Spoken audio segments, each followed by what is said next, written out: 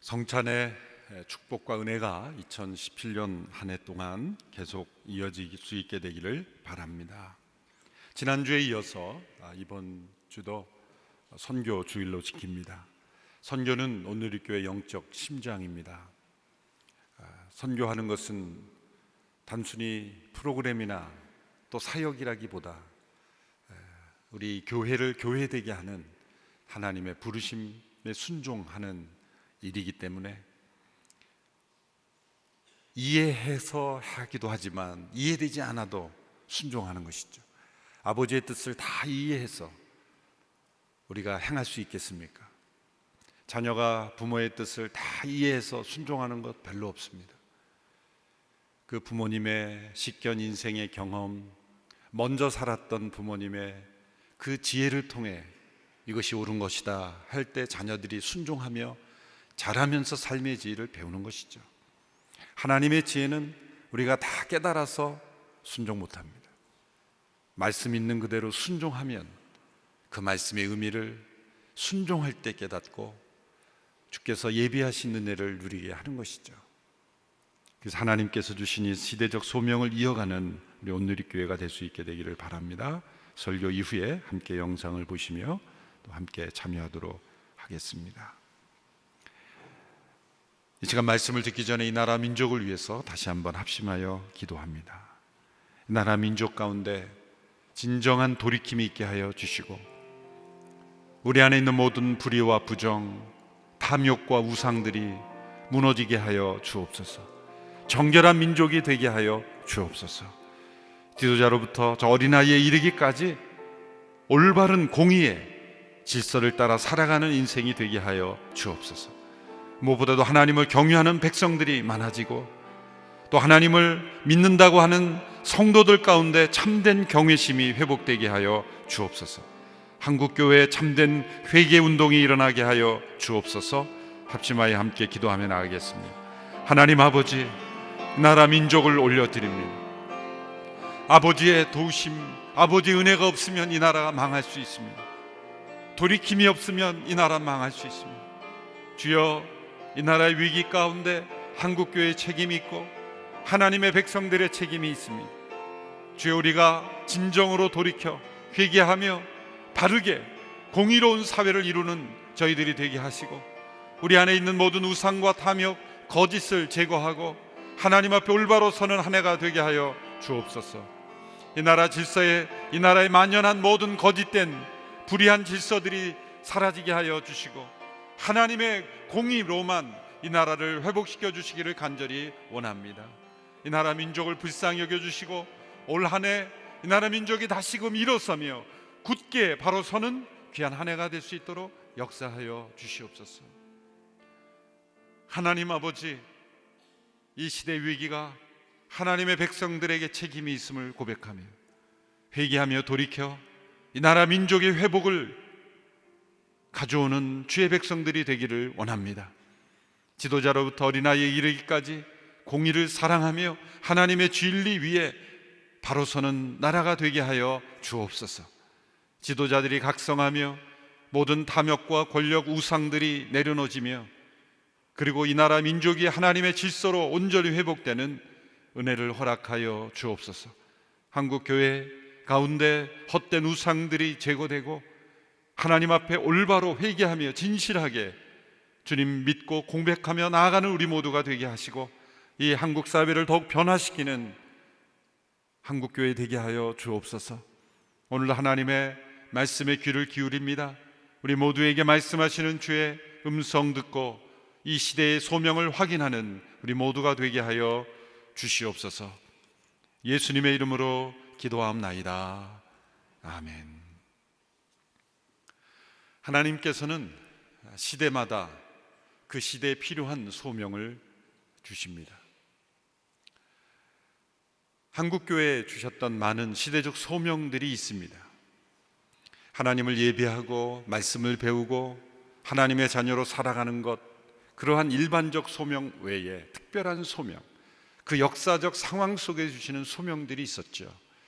일제시대에는 신사참배에 항거하는 것 시대적 소명이었습니다. 공산주의를 배격하고 자유민주주의를 이끌어가는 것이 시대적 소명이었습니다. 시대마다 헛된 우상들을 내려놓고 하나님의 질서를 회복하는 그것이 한국교회의 소명이었습니다. 오늘 이 시대에 주어진 한국교회의 소명은 무엇이겠습니까? 우리 온누리교회에 주신 하나님의 시대적 소명은 무엇이십니까? 하나님의 소명은 단순히 잘 살게 되는 것 아닙니다. 잘 살건 못 살건 그것은 우리의 상황과 상관없이 주어지는 하나님의 소명입니다. 그 하나님의 소명은 형태와 내용은 다를지라도 동일한 원리가 그 안에 숨어 있습니다. 성경 말씀을 통해서 어느 시대에 살건 오고 오는 시대에 그 시대에 필요한 소명을 발견할 수 있는 까닭은 그 원리가 동일하기 때문입니다. 그것은 하나님의 성품을 닮은 하나님의 백성답게 사는 것, 하나님의 성품을 쫓아 살아갈 때 그 시대에 필요한 상황에 맞는 그 소명을 이룰 수 있게 되는 것이기 때문입니다. 창세기에서 하나님은 이스라엘 백성들을 택하시고 그들과 약속을 맺으셨습니다. 내가 너희와 함께 약속하였으니 너희도 약속을 지키라, 그런 소명을 주셨어요. 출애굽기에서 내가 너희를 선택하였으니 너희도 나를 선택하라, 소명을 주셨어요. 레위기에서는 내가 거룩하니 너희도 거룩하라. 민수기에서는 내가 너희와 동행하니 너희도 나만 따르고 의지하라. 신명기에서는 내가 너희를 사랑하니 너희도 나를 사랑하고 이웃을 사랑하라. 너희도 사랑하라 라는 소명을 주셨습니다. 신명기의 전체 말씀을 통해서 나는 사랑이니 너희도 사랑으로 살아라. 그 사랑으로 살 때 그 시대에 주어지는 소명의 형태는 다르지만 원리는 같은 것이죠. 오늘 우리가 함께 읽은 신명기 10장 17절 18절의 말씀에 우리 하나님을 어떻게 소개하는지를 보십시오. 그리고 그 하나님의 자녀들에게 주신 소명이 무엇인지를 우리는 발견할 수 있습니다. 17절 18절의 말씀을 다시 한번 읽겠습니다. 시작. 너희 하나님 여호와는 신의 신이시며 주의 주시며 위대한 하나님이시며 강력하고 두려운 하나님이시다. 그분은 사람을 겉모양으로 보지 않으시고 뇌물을 받지 않으시는 분이다. 그분은 고아와 과부의 사정을 변호하시고 이방 사람들에게 먹을 것과 입을 것을 주시며 사랑하시는 분이시다. 신의 신 주의 주, 이것은 히브리어로 최상급의 표현입니다. 가장 위대하시고 가장 강력하시고 그리고 크고 두려우신 그 하나님께서 가장 큰 관심을 가지고 계신 것이 무엇이냐? 그분은, 공의로우신 그분은 바로 고아와 과부를 그리고 이방 사람들, 나그네를 사랑하시는 분입니다. 사람은 힘이 있으면 자기를 위해서 쓰고 싶은 욕망이 생기는 거죠. 그래서 한 목사님께서 아주 오래전에 젊으셨을 때 쓴 칼럼집 제목이 있죠. 힘은 있을 때 조심해야 합니다. 하나님은 그 강력한 힘으로, 능력으로, 위대하신 하나님의 그 권능으로 행하시는 일이 무엇인가? 사랑을 행하시는 분이에요. 지극히 연약한 자, 누군가의 도움이 없으면 살아갈 수 없는 그런 지극한 필요 속에 있는 영혼들을 사랑하시는 일, 그것이 위대하신 하나님께서 행하시는 일이에요. 고아와 과부, 나그네들을 사랑하시는 하나님, 그 하나님이 우리 아버지 하나님이기에 우리에게 주어진 소명은 그분을 따라 행하는 것이고 그분을 닮아 행하는 것이고 그분이 사랑하시는 대상을 사랑하는 것이고 그분께서 관심을 가지시는 일에 우리도 관심을 가지는 일, 이것이 시대적 소명인 것입니다. 시편 146편 9절에도 여호와는 나그네들을 보호하시며 고아 과부를 붙들어 주십니다. 그러나 악인들의 길은 좌절시키십니다. 하나님을 사랑한다면 하나님께 사랑하시는 그 대상에 우리가 관심을 가지고 그들을 사랑하는 것, 그것이 이 시대의 소명입니다. 특별히 이 말씀 가운데 제일 마지막 사랑의 대상인 이방 사람들, 그것을 개역개정에서는 나그네라 했죠. 이 나그네라는 단어가 우리말로 더 정감이 있어서 저는 이 나그네라는 단어를 사용하고자 합니다. 우리가 살고 있는 이 세상에는 세 종류의 나그네가 있습니다. 첫째 나그네는 고향을 빼앗긴 나그네입니다. 고향을 빼앗긴 나그네. 이들은 살아남기 위해 떠날 수밖에 없는 사람들입니다. 고향을 빼앗긴 나그네. 이 시대에 고향을 빼앗긴 나그네들은 누구입니까? 전 세계에 일어나고 있는 난민들이요, 우리나라에는 탈북민들이 있습니다. 이들은 살아남기 위해 떠날 수밖에 없었던 사람들입니다. 탈출한 사람들입니다. 전 세계적으로 6,530만 명의 사람들이 분쟁, 폭력, 갈등, 박해, 전쟁, 인권 유린 등으로 살아남기 위해 고향을 빼앗기고 탈출하고 있습니다. 6,530만 명, 이것을 다 모아 나라로 만들면 전 세계에서 21번째 크기의 나라가 되는 것입니다. 이 숫자는 매일 증가하고 있어요. 매일 34,000명, 1분당 24명의 난민들이 발생하고 있습니다. 1분당 24명, 매일 34,000명이 고향을 빼앗기고 탈출하고 있습니다. 이 중 18세 이하의 어린아이들의 난민의 비율이 51%나 되고요, 2014년엔 41%에서 크게 증가하고 있습니다. 최다 난민 발생국들은 3개 국가입니다. 시리아, 아프가니스탄, 소말리아. 시리아 490만 명, 아프가니스탄 270만 명, 소말리아 110만 명. 전 세계 난민의 54%가 이 3개 국가에서 집중적으로 발생하고 있습니다. 이들을 수용하는 나라들을 보면 터키가 가장 많이 250만 명을 수용하고, 요르단, 파키스탄, 레바논, 남아공, 우간다, 차드, 에티오피아, 전 세계 GDP의 1.9%에 불과한 저소득 국가들이 전체 난민의 절반 이상을 받아들였습니다. 이와 대조적으로 가장 부유한 6개국은 6% 이하만 수용하고 있다는 거예요.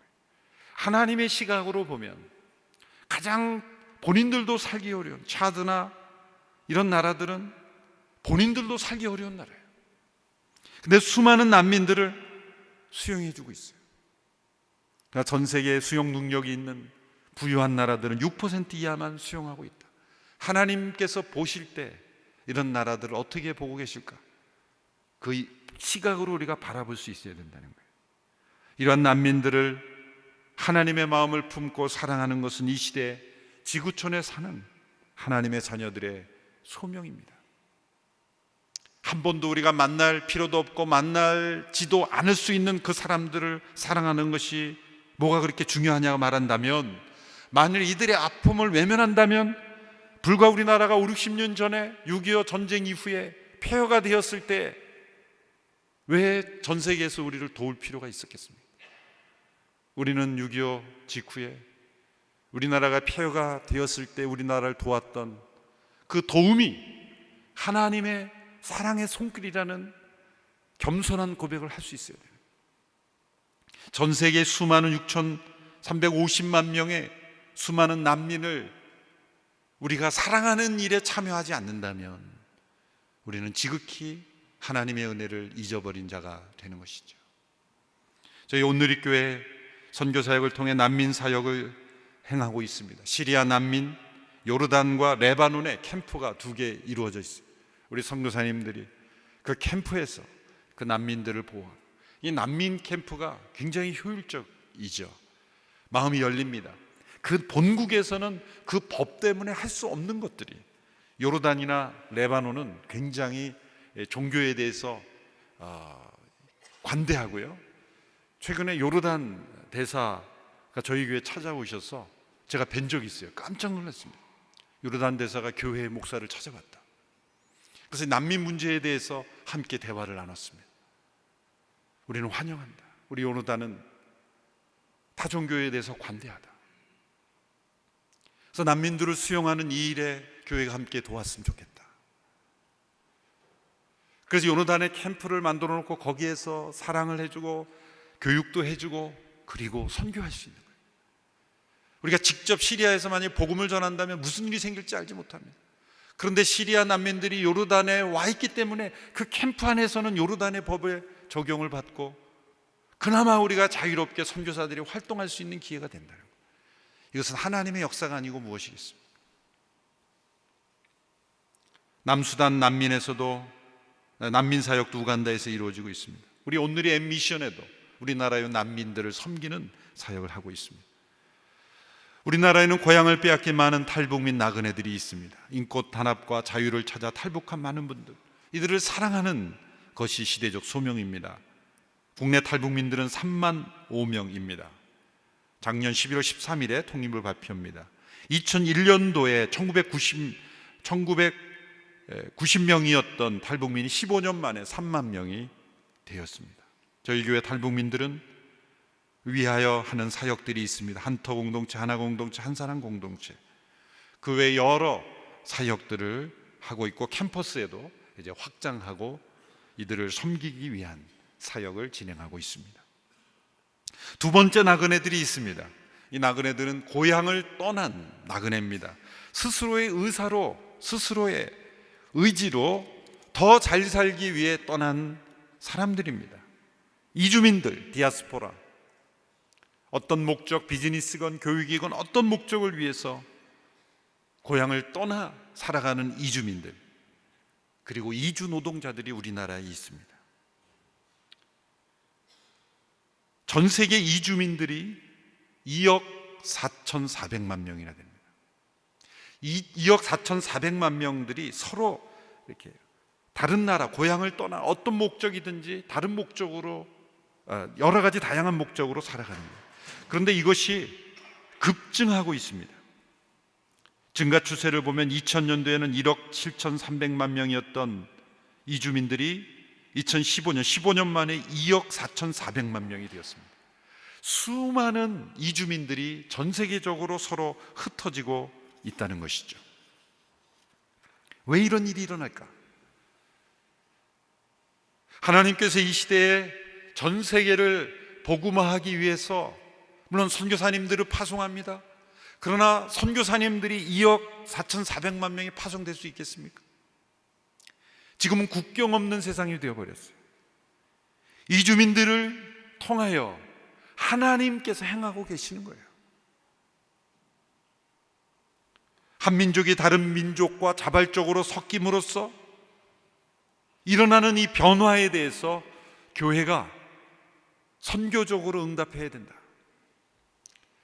세계적 선교운동인 로잔 운동의 케이프타운 서약에 보면 이러한 시대의 이주 현상에 대하여 이것은 하나님의 주권적인 선교적인 목적이 있다.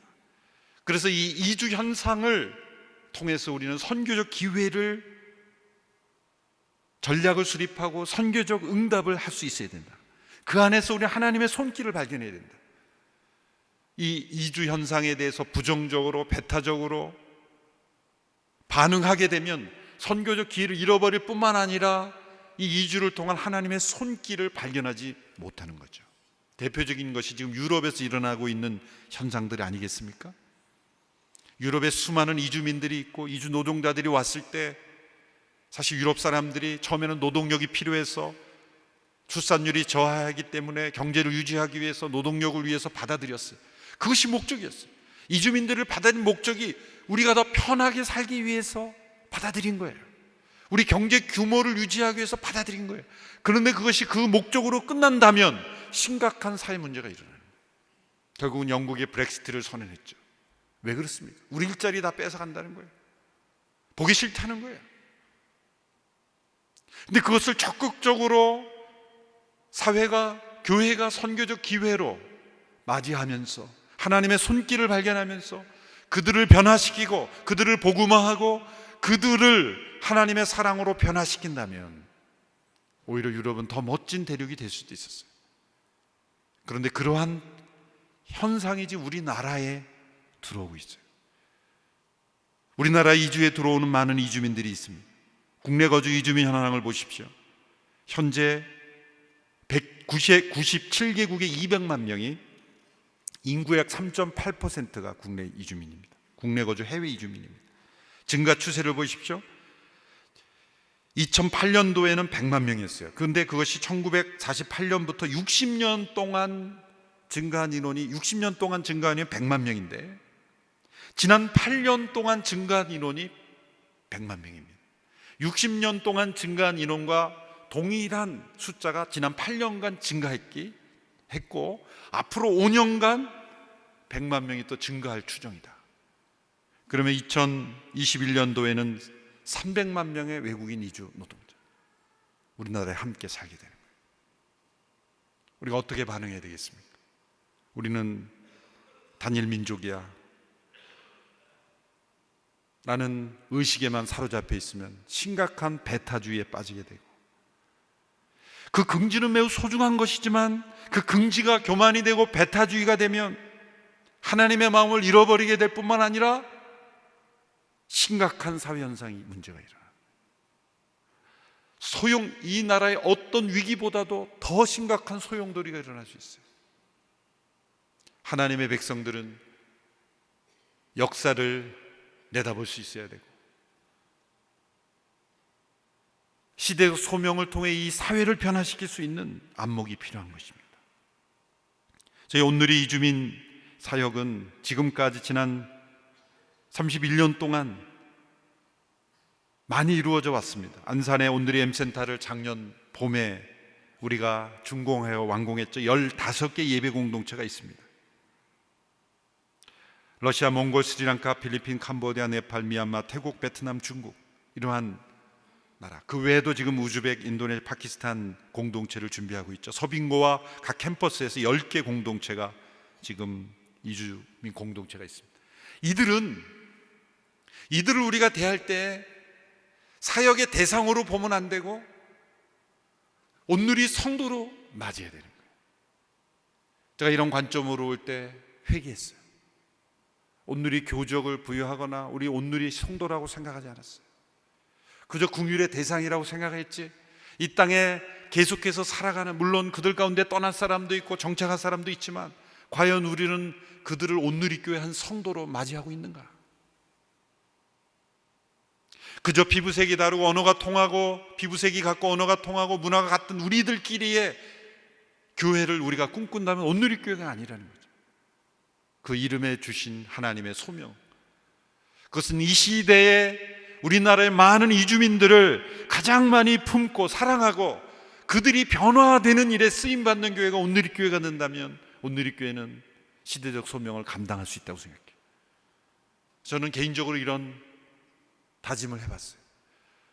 우리 한국인들이 온누리교회에 증가하는 율보다 이 이주민들이 증가하는 등록인이 더 많았으면 좋겠다.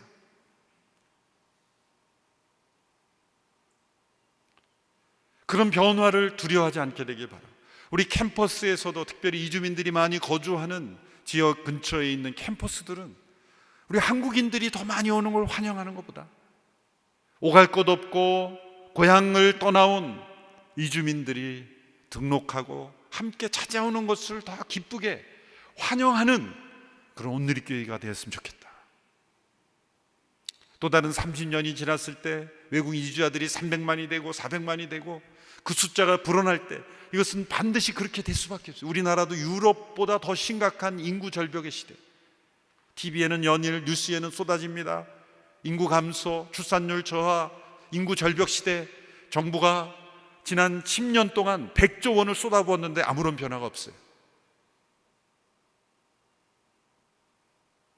돈으로 해결될 수 있는 문제가 아니에요. 전 세계적인 현상 속에 우리나라가 어떻게 할 것인가? 이주민들이 들어올 수밖에 없어요. 여러 가지 이유로. 그럴 때 우리가 배타적으로 나간다면 매우 심각한 문제가 일어날 것입니다. 우리나라 사람들도 전 세계에 흩어 이주민이 있죠. 전 세계 디아스포라 700만 명이 넘는 우리 한인 디아스포라들이 있어요. 여러 가지 이유로 흩어졌을 겁니다. 그런데 그들을 통해 하나님께서 놀라운 일들을 이루고 있어요. 전 세계에 정말 필요한 선교지에서 사역하고 있는 우리 1.5세 2세들이 얼마나 많은지 모릅니다.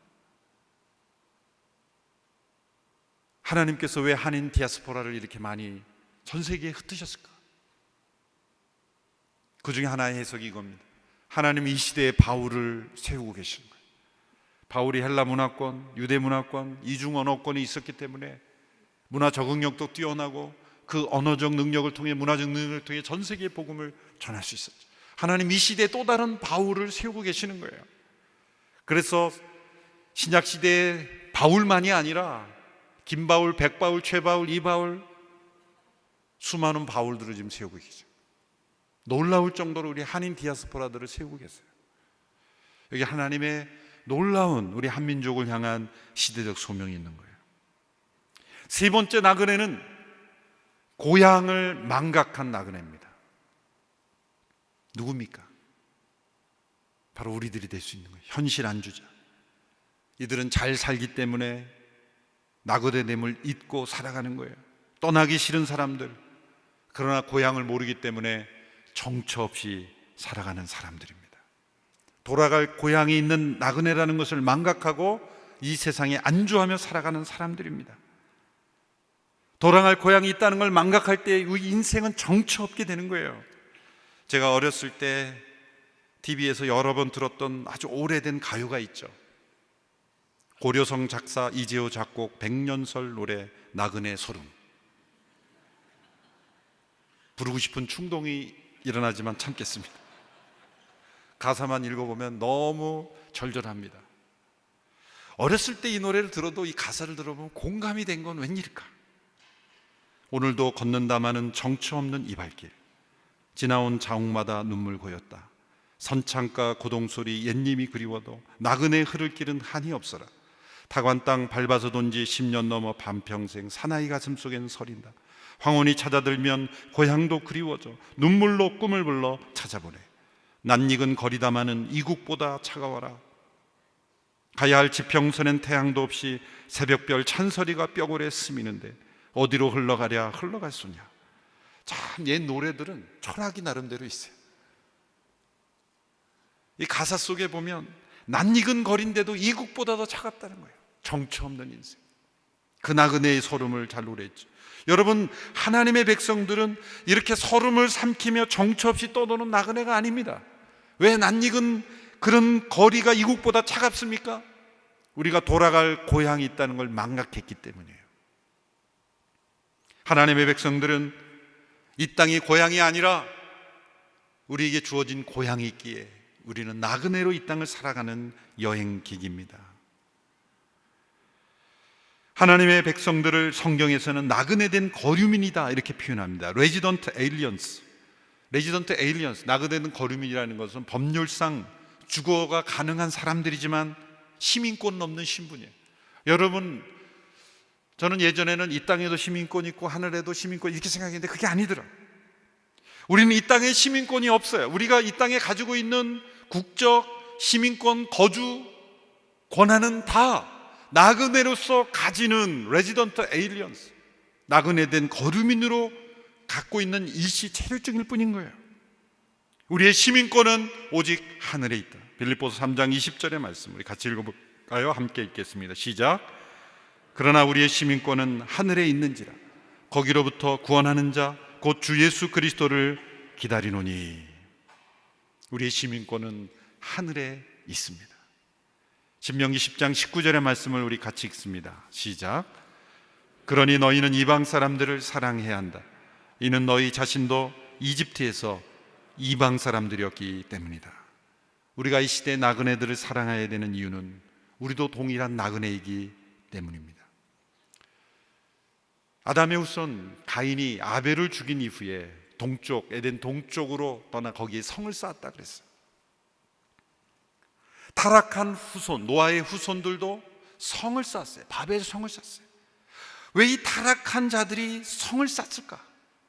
오늘 우리 시대는 이 성을 쌓는 것이 익숙해서 그 해석이 실감 있게 안 옵니다. 그러나 그 시대의 관점에서 볼 때 하나님께서 주신 지상명령, 너는 땅을 정복하고 땅에 충만하라는 그 명령에 보면은 성을 쌓는 것은 아주 잘못된 일이었어요. 왜 그렇습니까?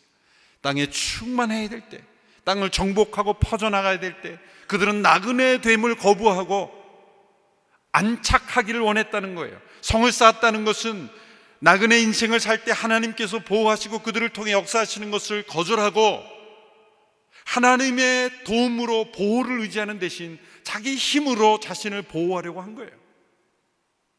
그래서 가인이 성을 쌓고 노아의 후손들이 바벨에서 성을 쌓는 것을 하나님께서 흩으신 거죠. 바벨의 성을 흩으신 거예요. 왜 흩으셨어요? 흩어져라. 너희는 나그네로 이 땅을 살아라. 성을 쌓게 되면 우리는 성을 의지해요. 그러나 우리가 나그네 삶을 살 때 우리는 하나님을 의지하게 되는 것이죠. 창세기 47장 9절에서 야곱이 바로에게 이런 고백을 했습니다. 야곱이 바로에게 이르되 내 나그네 길의 세월이 130년이니이다. 내 나이가 얼마 못 되니 우리 조상의 나그네 길에 연주에 미치지 못하나 험악한 세월을 보냈다. 하나님께서 아브라함을 갈대아 우르에서 떠나 가나안 땅으로 향하게 함으로 나그네가 되게 하셨죠. 그러므로 유랑민족이 되게 하신 거예요. 왜 그렇습니까? 우리의 인생의 본질이 나그네라는 걸 깨닫게 하시기 위해서. 그래서 구약의 율법에 보면 레위기 말씀에 보면 토지를 영영이 못 팔게 했어요. 25장 23절의 말씀 보십시오. 레위기 25장 23절에 보면 토지를 영구히 팔지 말 것은 토지는 다 내 것임이니라. 너희는 거류민이여 동거하는 자로서 나와 함께 있느니라. 너희는 이 땅에 나그네로 살아가기에 토지는 다 하나님의 것임을 인정해라는 거예요. 다윗도 역대상 29장에서 이런 고백을 했죠. 우리 같이 읽어볼까요? 시작. 우리는 우리 조상들과 같이 주님 앞에서 이방 나그네와 거류민들이라. 세상에 있는 날이 그림자 같아서 희망이 없느니라. 세상에 있는 날이 그림자 같다는 것을 깨달아야 합니다.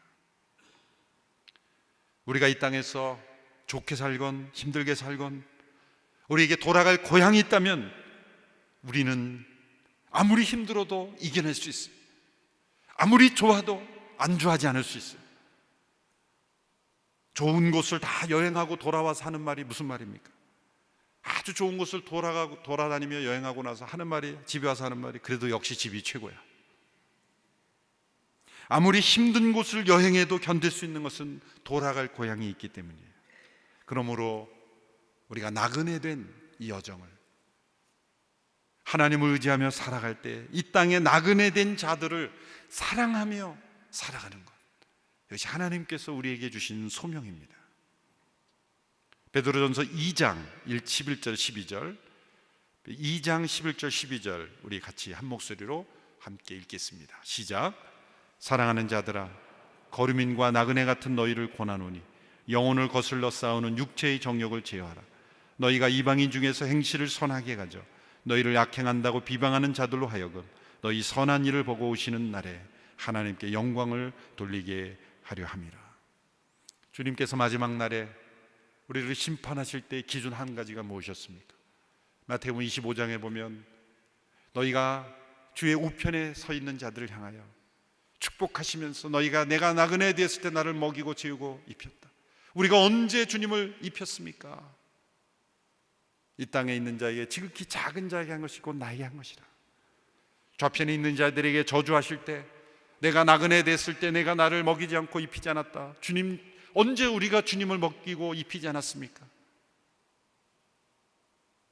이 땅에 있는 지극히 작은 자에게 하지 않은 것이 나에게 하지 않은 것이다. 이 땅에 있는 수많은 나그네들을 우리가 이 땅의 나그네 대음을 기억하고 그들을 사랑하고 축복하는 우리 이 땅의 이 시대의 선교적 소명 중에 가장 중요한 선교적 소명 중에 하나가 이 나그네들을 사랑하는 거예요. 이주민들을 변화시키는 거예요. 그들을 다시 파송하고 그들을 변화시키는 거예요. 난민들을 사랑하는 거예요. 그것이 주님을 사랑하는 것입니다. 기도하겠습니다. 하나님 아버지, 이 시대에 하나님의 백성들에게 주신 소명 앞에 순종하는 우리 모두가 되게 하여 주시옵소서. 예수님의 이름으로 기도합나이다. 아멘. 함께